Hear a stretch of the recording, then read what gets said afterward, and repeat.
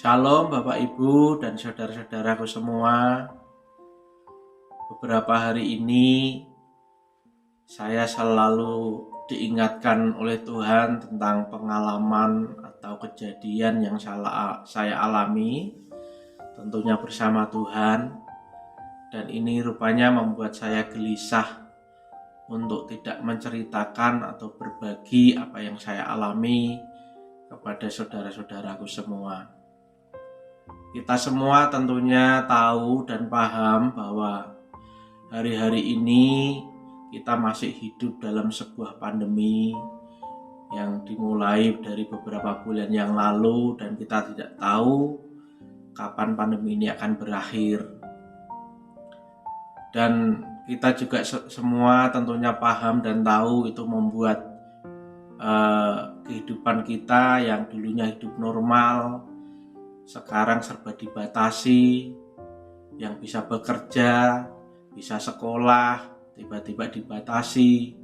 Ibadah juga dibatasi, atau bahkan ada beberapa gereja yang ditiadakan. Dan itu semua beberapa bulan yang lalu sangat membuat saya juga berubah dalam menghadapi keseharian. Awal-awal corona tiba-tiba perusahaan mengumumkan ada pembatasan jam kerja. Sekian hari bekerja, sekian hari ada di rumah.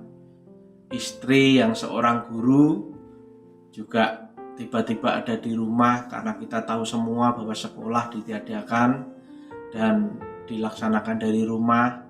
Juga anak-anak, semua kegiatan ada di rumah. Dan itu sedikit banyak mulai membuat saya gelisah, memikirkan bagaimana nasib pekerjaan saya, nasib perusahaan saya ke depannya seperti apa. Juga memikirkan anak-anak, bagaimana mereka tumbuh dalam sebuah generasi seperti apa nantinya. Mereka tidak bisa bersosialisasi dengan teman-temannya, tidak bisa ketemu dengan gurunya, dan itu sangat mengganggu pikiran saya.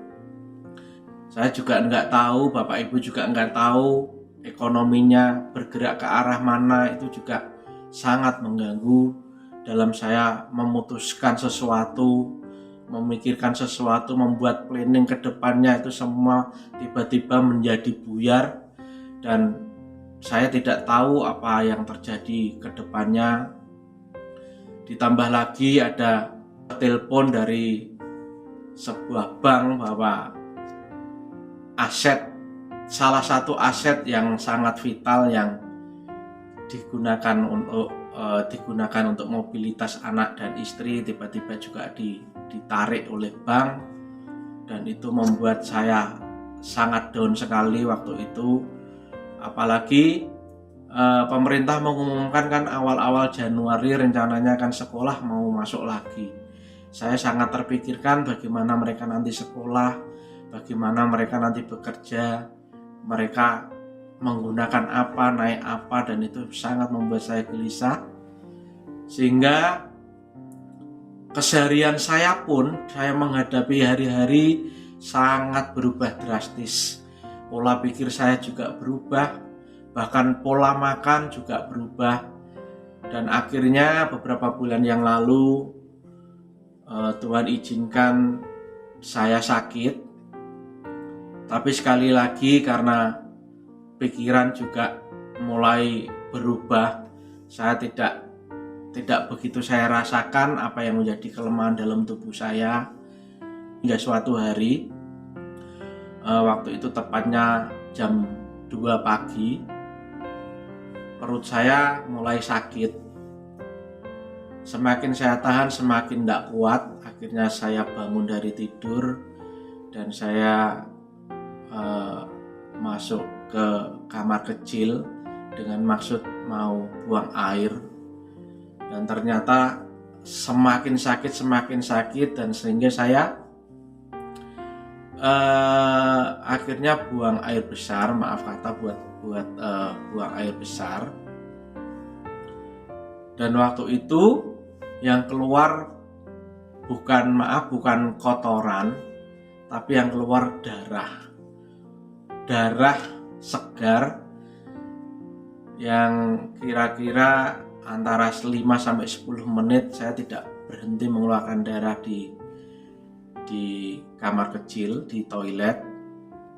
Dan rupanya Bapak Ibu semua, waktu itu saya mengalami pendarahan lambung yang sebelumnya didahului oleh penyakit MAH atau asam lambung karena sudah terlalu akut, sehingga lambung saya luka dan saya mengalami pendarahan lambung, sehingga saya mengeluarkan begitu banyak darah ketika di kamar kecil.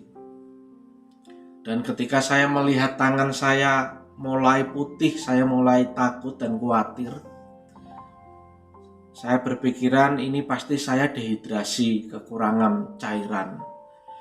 Akhirnya saya berhentikan dan saya mulai bangun memberhentikan buang air besar. Saya mau ambil air, maksudnya untuk minum supaya dehidrasi yang saya alami sedikit terobati maksudnya. Akhirnya saya mau ambil air untuk minum. Setelah saya ambil air untuk minum, akan saya lanjutkan kembali ke kamar kecil karena perut masih sakit sekali waktu itu. Tapi ternyata saya tidak kuat. Saya jatuh, entah pingsan atau apa, saya kurang tahu, dalam keadaan nafasnya cepat sekali, kira-kira gini, seperti itu ya, sehingga saya tidak bisa minta tolong. Bapak Ibu semua, anak-anak dan istri tentunya masih tidur karena waktu itu jam 2 pagi. Saya tidak bisa berteriak karena nafas saya cepat sekali, durasinya cepat sekali. Untuk mengeluh atau untuk berdoa saja tidak bisa. Tiba-tiba saya seperti orang tidur, seperti orang pingsan.